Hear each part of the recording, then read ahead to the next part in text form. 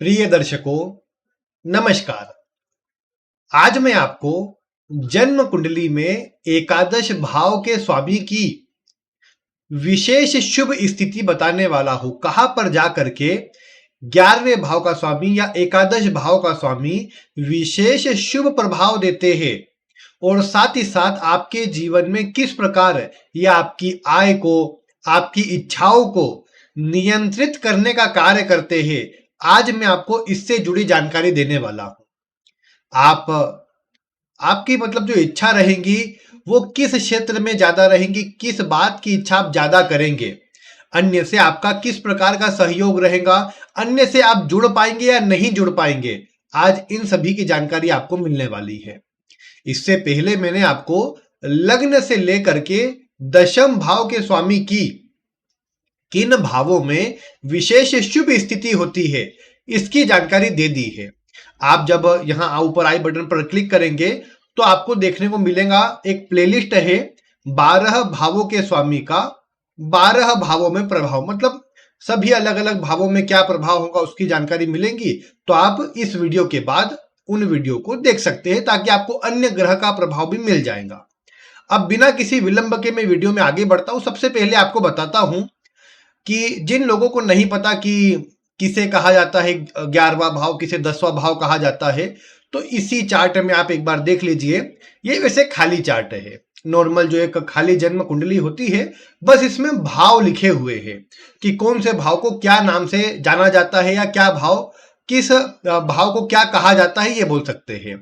तो जैसे अगर आप इसमें देखेंगे तो यहीं पर आप पाएंगे कि लिखा हुआ है एकादश भाव।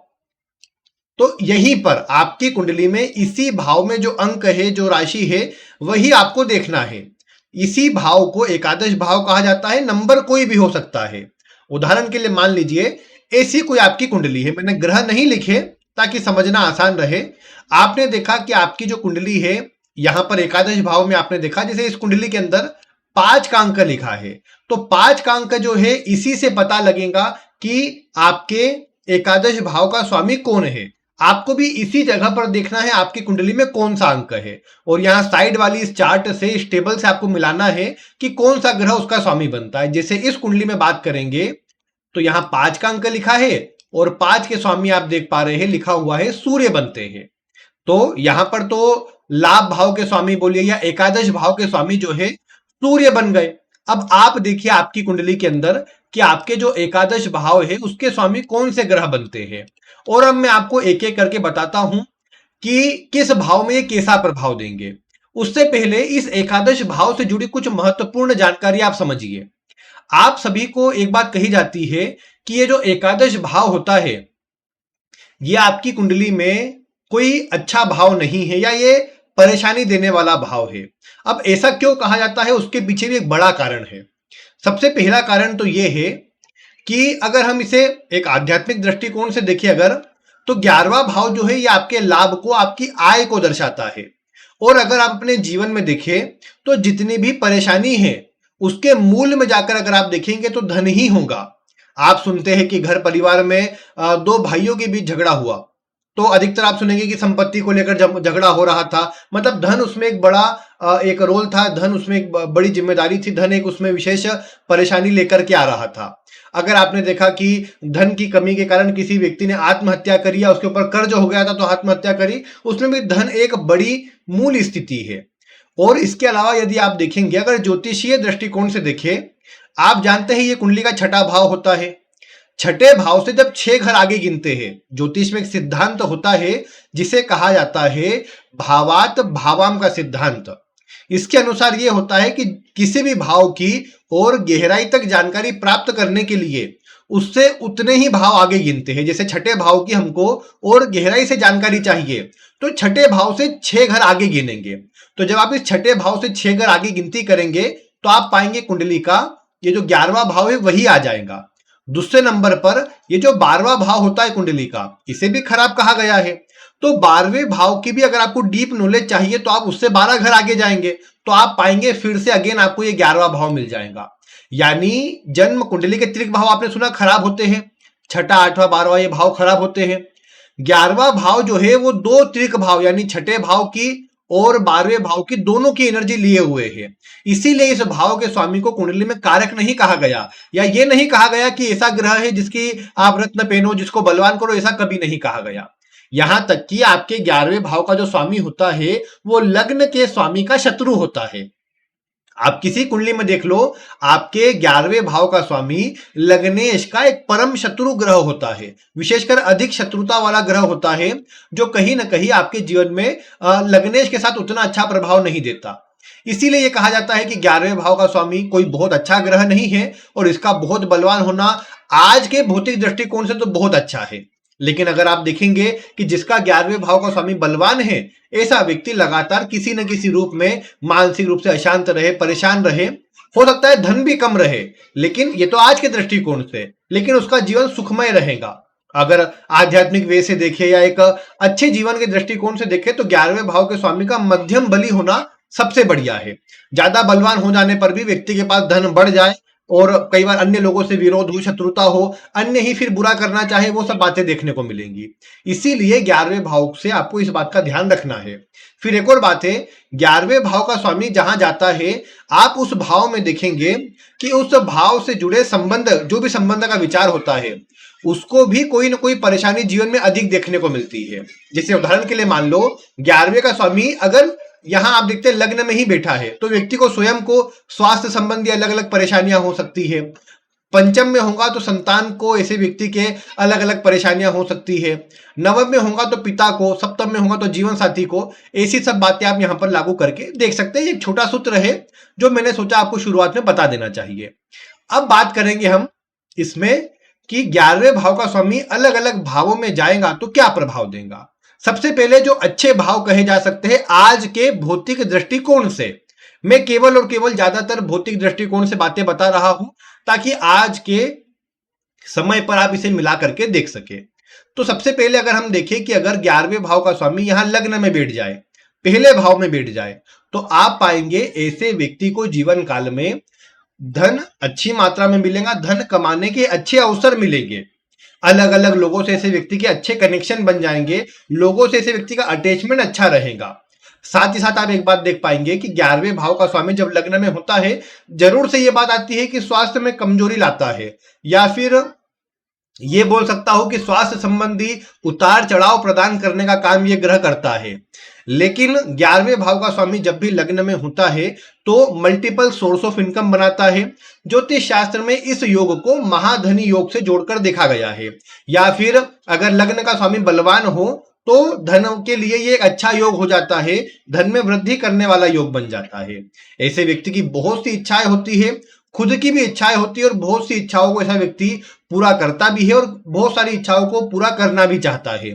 तो ये प्रभाव तब आप देख पाएंगे जब आपकी कुंडली के अंदर जो 11वें भाव का स्वामी है वो लग्न में हो। ऐसे व्यक्ति हालांकि बहुत बार आप देखोगे कि अन्य से अच्छी तरह कनेक्ट हो जाते हैं और अन्य से अच्छे कनेक्शन बना करके, अन्य से डील करके, या फिर एक प्रकार से अच्छे से जुड़ करके एक अच्छा नाम, अच्छा एक सहयोग बना लेते हैं और अपने सभी काम अन्य के सहयोग से अच्छी तरह बना पाते हैं। तो ये एक अच्छी स्थिति है, कोई विशेष खराब स्थिति भी नहीं, बढ़िया स्थिति कही जाएंगी। फिर यदि आप देखते हैं कि 11वें भाव का स्वामी इस कुंडली के दूसरे भाव में है, दूसरा भाव भी धन से जुड़कर देखा जाता है, तो यह भी महाधनी योग का प्रभाव देता है, धन कमाने के एक से अधिक अवसर प्रदान करता है। साथ ही साथ आप एक बात देख पाएंगे कि 11वें भाव का स्वामी जब दूसरे भाव में जाता है तो धन कमाने के एक से अधिक अवसर तो मिलते ही है, साथ ही साथ ऐसा व्यक्ति भी एक से अधिक मार्ग से धन कमाता ही है, अलग अलग कोशिश करते रहता है कि धन अधिक से अधिक मिल पाए। साथ में आप एक बात देख पाएंगे कि कई बार ऐसे व्यक्ति के ऊपर घर परिवार की जिम्मेदारियां जल्दी आ जाती है, या ज्यादा जिम्मेदारियों को ऐसे व्यक्ति को उठाना पड़ता है, या ऐसे व्यक्ति की जो मूल इच्छा होती है, क्योंकि 11वां भाव इच्छा का होता है या इच्छा पूर्ति का होता है, तो 11वें भाव का स्वामी जब दूसरे भाव में होता है तो ऐसे व्यक्ति की जो मूल इच्छा होती है अपने घर परिवार के लोगों की उनकी इच्छाओं को पूरा करना, या घर परिवार में अन्य को अच्छा जीवन देना, ऐसे व्यक्ति की मूल इच्छा रहती है। या ऐसा व्यक्ति बोल सकते हैं घर परिवार में सबके लिए बहुत कुछ कार्य करता है, सबकी जिम्मेदारियों को उठाता है। ये बात आप यहां पर लागू कर सकते हैं जब कुंडली के 11वें भाव का स्वामी दूसरे भाव में होता है। यानी ओवरऑल अगर आप इसे देखेंगे तो ये एक अच्छी स्थिति है, शुभ प्रभाव देने वाली स्थिति है, और ये बोल सकता हूं मैं कि आपको सकारात्मक असर देने वाली स्थिति है। बस ये है कि दूसरे भाव में जाएगा तो घर परिवार के स्वास्थ्य पर, घर परिवार के जीवन पर अधिक मात्रा में खर्च भी होगा, जिस कारण से व्यक्ति के मन में थोड़ी चिंता रहती है। कई बार धन को लेकर के ऐसा व्यक्ति अधिक विचार करता रहता है, अधिक तरह चिंता करता रहता है। ये बात आप यहां पर लागू करके देख सकते हैं। इसके बाद अगर आपने देखा 11वें भाव का स्वामी कुंडली के चतुर्थ भाव में है, अच्छे भाव बता रहा हूं इसलिए पहले चतुर्थ पर आ गया कि चतुर्थ भाव में है, तो चतुर्थ भाव सुखों से जुड़ा हुआ है। 11वां भाव इच्छा का है, तो ऐसे व्यक्ति की इच्छा होती है अच्छा सुख आदि अर्जित करने की, अपने जीवन में अधिक मात्रा में सुख समृद्धि हासिल करने की। और साथ में आप देखेंगे कि जब भी 11वें भाव का स्वामी कुंडली के चतुर्थ भाव में होता है तो ऐसा व्यक्ति अपने दम पर, अपनी इच्छा की प्रबलता के चलते भूमि, भवन, वाहन जैसे सुखों को अर्जित कर पाता है। अपनी माता के लिए बहुत कुछ करता है, लेकिन माता के स्वास्थ्य पर अधिक खर्चा होता देखा गया है यहाँ पर। ऐसा व्यक्ति पब्लिक सेक्टर से जुड़ सकता है, जनता से ऐसे व्यक्ति को अच्छा लाभ होता है। जनता के लिए काम करना, लोगों से जुड़कर काम करना, सामाजिक कार्य करना, ऐसे व्यक्ति ऐसे कार्य बहुत अधिक मात्रा में कर सकता है। और जब भी आप देखते हैं 11वें का स्वामी दशम में बैठा है तो ये आपस में षडाष्टक योग बनाता है, छठे आठवें का संबंध होता है। लेकिन उसके बाद भी आप पाएंगे कि ऐसे व्यक्ति को जीवन काल में धन कमाने के अच्छे अवसर भी मिलते हैं। ऐसा व्यक्ति अपने धन को सही दिशा में इन्वेस्ट भी करता है और वहां से अच्छा लाभ भी प्राप्त कर पाता है। तो इसीलिए ये कहूंगा कि 11वें के स्वामी का चतुर्थ में होना शुभ है। घर परिवार से भी कई बार सहयोग मिलता है, सुख सुविधा मिलती है और अपने दम पर भी व्यक्ति अच्छा सुख सुविधा प्राप्त कर पाता है। तो इसीलिए इस स्थिति को अच्छा शुभ कहा जाएगा।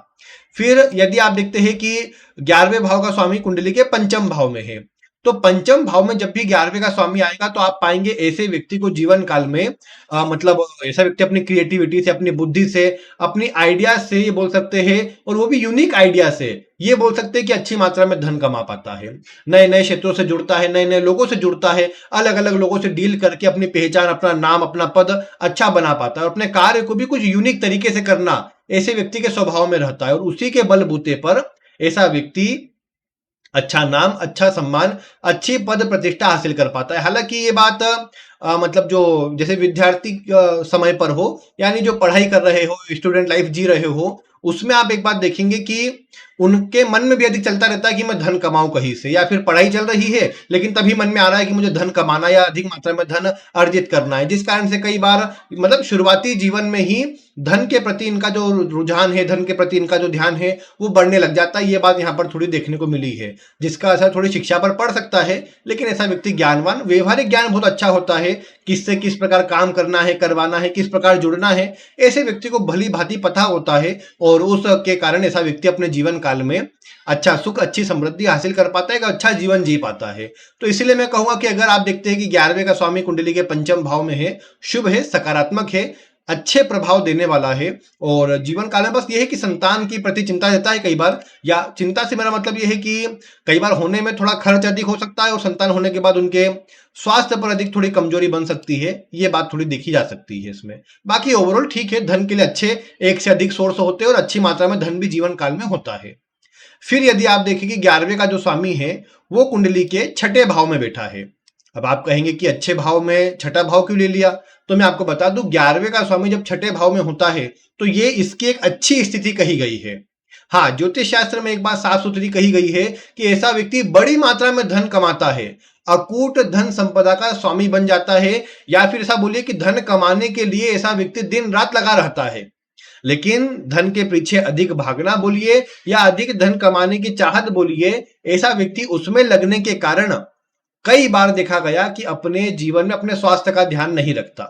मतलब कर्म प्रेमी होगा, काम करना चाहेगा, काम करेगा और अच्छी मात्रा में उससे धन, सुख, सुविधा, अपनी इच्छाओं की पूर्ति सब करेगा, लेकिन बस कमी आती है कि अपने स्वास्थ्य का ध्यान नहीं रखता ऐसा व्यक्ति। और अपने स्वास्थ्य का ध्यान नहीं रखने के कारण ही ऐसे व्यक्ति को स्वास्थ्य संबंधी अलग अलग परेशानियां सामने आती रहती है और जिस कारण से व्यक्ति कार्य में पीछे होता है।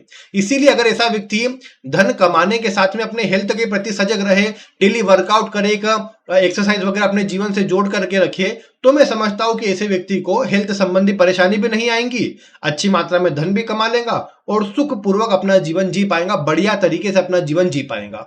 इसीलिए जब भी 11वें का स्वामी छठे में हो तो इस बात का ध्यान रखना चाहिए कि कभी भी अपने स्वास्थ्य के तरफ कोई भी लापरवाही नहीं बरतनी चाहिए। अगर इस बात का ध्यान रख लिया जाए तो ये एक अच्छी स्थिति है जीवन काल में धन, सुख, संपदा अर्जित करने के लिए। भले शुरुआत किसी भी स्थिति से क्यों ना करे व्यक्ति, अपने दम पर अच्छा नाम, अच्छी तरक्की, अच्छा सुख सुविधा सब हासिल कर लेता है, अपनी इच्छाओं को पूरा कर लेता है। ये बात आपको देखने को मिलेंगी। तो इसलिए ये एक बढ़िया स्थिति है, शुभ स्थिति है, और व्यक्ति अगर कोशिश करे तो एक अच्छा प्रभाव इस स्थिति से प्राप्त कर सकता है।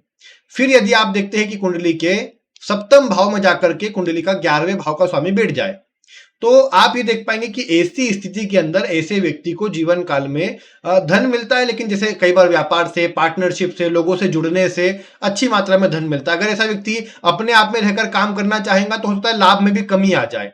अन्य से जुड़ना, अन्य साथ जुड़कर काम करना अच्छा रहता है। और अगर ऐसा व्यक्ति आप ये देखते हैं कि ये कोशिश करें कि किसी को पार्टनरशिप पे अपने साथ जोड़ ले, या तो घर परिवार के सदस्य को जोड़ ले, या किसी भी कार्य को किसी के साथ जुड़ कर करे, अकेले करने की बजाय जुड़ कर करे, तो लाभ बढ़ता नजर आएगा। विवाह के बाद ऐसे व्यक्ति की तरक्की अधिक नजर आती है। लड़का लड़की दोनों के लिए बोल सकते हैं कि विवाह के बाद इच्छाएं पूरी अधिक होती है, विवाह के बाद अच्छा लाभ ज्यादा मिल पाता है, तरक्की मिल पाती है।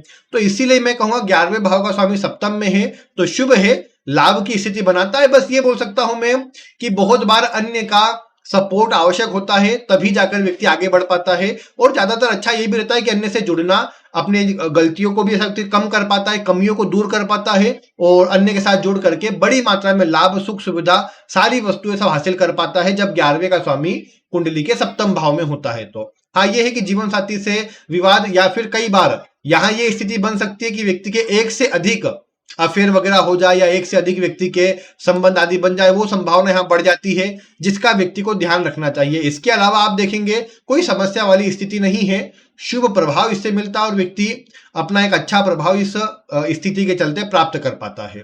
तो इसीलिए यहाँ पर जो ध्यान रखने को है बात, वो ध्यान रखनी चाहिए। बाकी इसके अलावा ओवरऑल ये स्थिति पॉजिटिव है। फिर यदि आप देखते हैं कि 11वें का जो स्वामी है वो कुंडली के नवम भाव में बैठा हो, तो नवम भाव ये धर्म का भाव है, धार्मिक भाव है।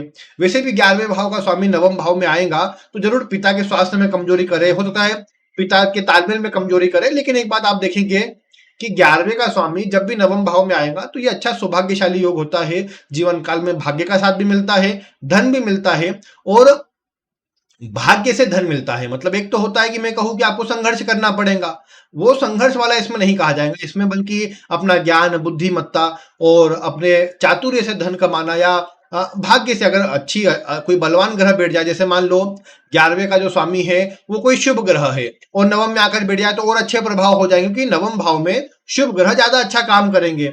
या फिर ऐसा कोई ग्रह जो उच्च का हो जाए नवम में जाकर के, जैसे मान लो आपका कर्क लग्न है और 11वें भाव का जो स्वामी है वो शुक्र है, जो कि नवम भाव में उच्च का हो गया, तो इसके प्रभाव और बढ़ जाएंगे। तो ऐसी स्थिति के अंदर आप क्या पाओगे कि ऐसे व्यक्ति को जो सुख है, समृद्धि है, लाभ है, वो बढ़ता नजर आएगा। जीवन काल में अच्छे प्रभाव देखने को मिलेंगे, और फिर ऐसा व्यक्ति अपने भाग्य से भी बहुत कुछ हासिल कर लेगा और जीवन काल में सुख समृद्धि पूर्वक जीवन जी पाएगा। और ये एक अच्छी स्थिति है, मतलब धन कमाने के लिए, धन अर्जित करने के लिए, अपना एक नाम सम्मान समाज में बनाने के लिए, धार्मिक कार्य भी ऐसा व्यक्ति करेगा, धार्मिक चीजों पर खर्च भी करेगा, और जीवन काल में एक अच्छा जीवन जी पाएंगा, ये आप बोल सकते हैं। तो यहाँ पर यही कहा जाएगा कि एक अच्छी स्थिति है 11वें भाव के स्वामी की, अगर कुंडली के नवम भाव में होती है, तो ये अच्छा व्यक्ति को भाग्य, सौभाग्य सब अच्छा प्रदान करता है और जीवन काल में सुख प्रदान करता है।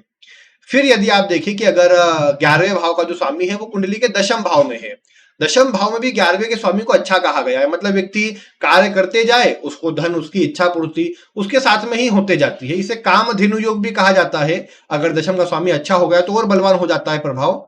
और अगर 11वें भाव का स्वामी कोई शुभ ग्रह होकर दशम में हो तो ये नृप योग बना लेता है, जो भी जीवन काल में सुख समृद्धि सब प्रदान करता है। तो इसीलिए कहा जाएगा कि 11वें का स्वामी दशम में है, अगर बलवान हो जाता हो दशम में आकर के, पीड़ित ना होता हो मतलब, तो जीवन काल में मेहनत व्यक्ति करेगा, उससे धन भी मिलेगा, सुख समृद्धि मिलेगी। और विशेषकर जब 11वें भाव के स्वामी की दशा आदि चलेंगी तो विशेष लाभ वाला प्रभाव व्यक्ति को देखने को मिलेगा, जो जीवन काल में ज्यादा अच्छे प्रभाव दे पाएगा। तो इसीलिए ये कहा जा सकता है कि 11वें भाव का स्वामी दशम में है तो व्यक्ति के कार्य क्षेत्र से, अपने कार्य से व्यक्ति अच्छा धन, अच्छा मान सम्मान, अच्छी अपनी इच्छाओं की पूर्ति सब कर सकता है। बस लगातार थोड़ी मेहनत करने की आवश्यकता पड़ेगी। बाकी ऐसा व्यक्ति सुख पूर्वक अपना जीवन जी पाएगा अगर 11वें भाव का स्वामी दशम भाव में बैठा है तो। फिर इसके बाद यदि आप देखते हैं कि 11वें भाव का जो स्वामी है वो 11वें ही भाव में बैठा है, तो अपने ही भाव में, अपनी ही राशि में बैठा हुआ ग्रह विशेष बलवान होता है। तो 11वें भाव में कोई भी ग्रह खराब होता नहीं है, खराब फल देने वाली स्थिति में आता नहीं है। तो आप देख पाएंगे 11वें भाव में अगर स्व राशि का ग्रह बैठा है तो विशेष धन लाभ ये कराने वाली स्थिति है।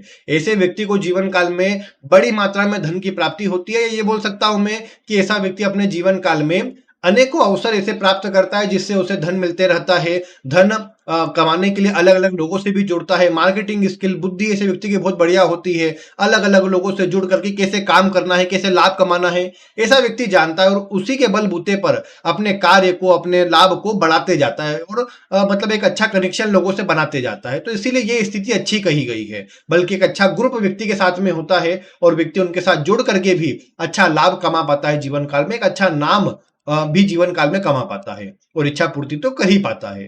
तो ये सारे भाव हुए जिनमें अच्छे प्रभाव 11वें भाव के स्वामी के मिलते हैं। अब कुछ ऐसे भाव की चर्चा कर लेते हैं जहां पर प्रभाव में थोड़ी कमजोरी देखी गई है।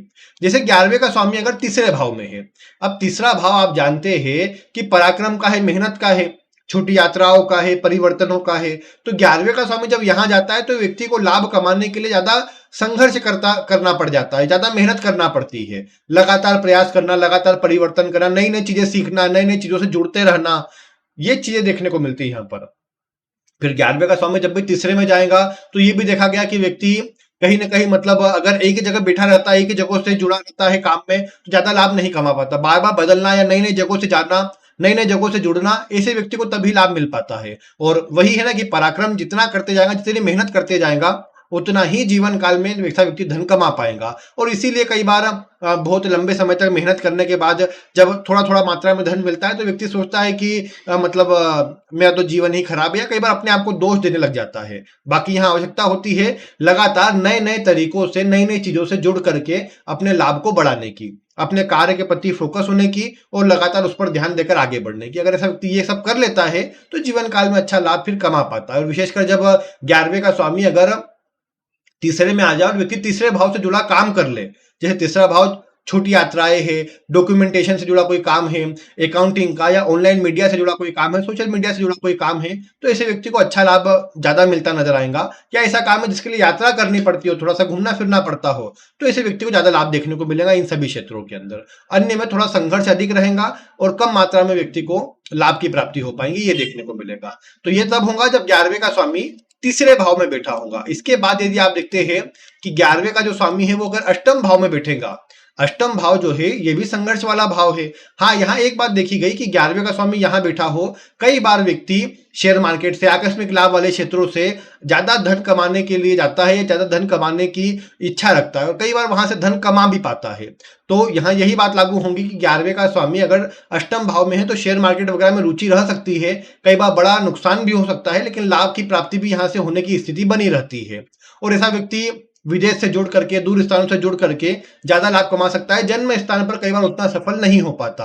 बाकी संघर्ष जितना करेगा, जितने कार्य को डीपली सीख करके कोई भी काम को करेगा, उतना व्यक्ति के लिए अच्छा रहेगा। और अगर व्यक्ति जल्दीबाजी में सोचेगा कि जल्दी जल्दी सब काम हो जाए तो नुकसान ही मिलेगा, ज्यादा लाभ नहीं देखने को मिलेगा। तो इसीलिए जब 11वें का स्वामी अष्टम में है तो एक प्लानिंग के तहत अगर व्यक्ति काम करेगा तो ज्यादा अच्छा परिणाम जीवन काल में प्राप्त कर पाएगा। और अगर वैसा नहीं करता है तो फिर ज्यादा परेशानी देखने को मिलेंगी। या फिर अगर कोई ठोस नींव नहीं रखेगा अपने कार्य की तो परेशानी देखने को मिलेंगी और फिर व्यक्ति कहीं ना कहीं अपने कार्य को लेकर, अपने धन को लेकर के चिंतित रहेगा और परिणाम स्वरूप कहीं ना कहीं मानसिक अशांति तो रहेंगी ही, अन्य रूप में भी व्यक्ति अन्य से पिछड़ जाएगा। तो ये बात यहाँ देखने को ज्यादा मिल सकती है। हाँ, ये हो सकता है कि अगर ग्रह बलवान हो जाए अष्टम में जाकर के तो ऐसे व्यक्ति को पैतृक सुख संपत्ति मिल जाए, बहुत सारी संपत्ति वगैरह मिल जाए, ज्यादा कुछ खुद से करना ही नहीं पड़ा, या अपने ससुराल से कुछ मिल जाए अधिक मात्रा में तो व्यक्ति को कुछ करना ना पड़ा। ऐसा भी संभव हो सकता है जब बलवान होगा। या बिना कमाए कुछ मिल गया, मतलब जैसे ये पैतृक तो कहा ही मैंने, ससुराल से या घर परिवार से, या फिर शेयर मार्केट वगैरह से कि खुद ने कोई मेहनत नहीं करी थी, बस ऐसा ही मन में आया और लगा दिया, किसी कहने पे लगा दिया और एकाएक धन बढ़ गया और व्यक्ति एक अच्छी स्थिति में आ गया धन को लेकर के। तो वो वाला प्रभाव यहाँ बोल सकते हैं। बाकी ये कमजोर स्थिति रहेंगी अन्य प्रभाव में अगर कमजोर होता हो तो भी। फिर आप देखते अगर 11वें का स्वामी 12वें भाव में चले जाए तो यहां पर व्यक्ति धन कमाने के अवसर तो प्राप्त करता है, लेकिन लगातार धन कमा नहीं पाता है। ये बोलिए कि धन कई बार मतलब या तो बहुत बचाने जाएगा या बिल्कुल भी नहीं बचा पाएगा। ये दोनों ही स्थिति ऐसे व्यक्ति के साथ लगी रहती है। कई बार तो मतलब बहुत धन बचाने का स्वभाव बन जाएगा, कई बार बिल्कुल उल्टा स्वभाव बन जाएगा कि धन बचा ही नहीं पा रहा है, कोशिश तो कर रहा है लेकिन धन लगातार खर्च हो रहा है और अधिक मात्रा में यहाँ खर्च का प्रभाव बढ़ जाता है, क्योंकि अपने सुखों पर, दिखावटी चीजों पर व्यक्ति खर्च बहुत करता है। और 11वें भाव का स्वामी जब 12वें में जाता है तो व्यर्थ का खर्च होने की संभावना बढ़ जाती है ऐसे व्यक्ति की। हाँ देखो, गुरु शनि जैसे ग्रह होंगे तो उतना प्रभाव नहीं आएगा कि ये खर्च वो ज्यादा मात्रा में कराएंगे। अन्य ग्रह हो, जैसे शुक्र जैसा ग्रह हो जाए तो 12वें में जाकर बड़ी मात्रा में खर्च करा देगा, तो वो बात आपको यहाँ पर लागू कर लेनी चाहिए। बाकी आप देख पाएंगे कि अगर 11वें का स्वामी 12वें भाव में है तो ऐसे व्यक्ति के जीवन काल में धन आता रहता है लेकिन खर्च लगातार होते रहता है, इसलिए एक मध्यम से थोड़ी निम्न स्थिति व्यक्ति की धन को लेकर के रहती है। अन्य ग्रह का प्रभाव भी कमजोर हो जाए तो थोड़ा ज्यादा खराब कहा जा सकता है। बाकी अगर अन्य ग्रह बलवान हो तो व्यक्ति के पास धन रहेगा, काम सभी हो जाएंगे, काम पर अधिक मात्रा में खर्च भी कर देगा और वो स्वभाव हो जाएगा कि चलो जब होगा तब देखा जाएगा, अब ये काम है अभी ये कर लेते हैं, आगे कुछ काम में जरूरत पड़ी तो वहां पर वो देख लेंगे। वो व्यक्ति का स्वभाव बन सकता है अगर 11वें का स्वामी 12वें में चले जाए तो, मतलब बेफिक्र स्वभाव कि देखा जाएगा जो होगा, वो वाली बात यहां पर आ सकती है। बाकी 11वें का स्वामी 12वें में जाकर थोड़ा वीक है। अब देखो, 11वें का स्वामी 12वें में या 8वें में ज्यादातर मामलों में अगर धार्मिक क्षेत्र में व्यक्ति ध्यान दे, धार्मिक चीजों में बढ़े तो ज्यादा अच्छे प्रभाव दे सकता है और व्यक्ति के जीवन में ज्यादा शुभ प्रभाव दे सकता है। नहीं तो फिर क्या होगा कि व्यक्ति कहीं ना कहीं धन को लेकर के अपने जीवन काल में मध्यम स्थिति देखेगा। अगर खराब होगा 11वें का स्वामी, कम से कम मध्यम बली तो होना ही चाहिए। और फिर जैसा मैंने कहा, जहां जाएगा वहां कम से कम स्वास्थ्य संबंधी परेशानियां, रिश्तों में खराबी दे सकता है, तो वो भी एक नेगेटिव पॉइंट यहां पर रहता है। तो इसीलिए ये बात का ध्यान रखना चाहिए कि 11वें भाव का स्वामी बहुत बलवान करने की भी आवश्यकता नहीं है लेकिन बहुत कमजोर भी नहीं होना चाहिए। बहुत कमजोर हो गया तो जीवन में धन को लेकर के चिंता परेशानी बढ़ जाएंगी, जो व्यक्ति को आज के समय पर मतलब मैं कहूँ कि जीवन जीने के लिए जो एक अच्छी स्थिति, कम से कम धन होना चाहिए अच्छी मात्रा में, उससे पीछे कर देंगे और व्यक्ति फिर परेशान रहेगा पूरी तरीके से। तो ये बात यहाँ पर आपको मिलाकर देखनी चाहिए। बाकी आपकी कुंडली में 11वें का स्वामी कौन है, कहाँ बैठा है, ये आप वीडियो में कमेंट करके बता सकते हैं। कोई प्रश्न हो तो वो भी आप पूछ सकते हैं। बाकी आज की वीडियो में इतना ही। वीडियो देखने के लिए आपका बहुत बहुत धन्यवाद।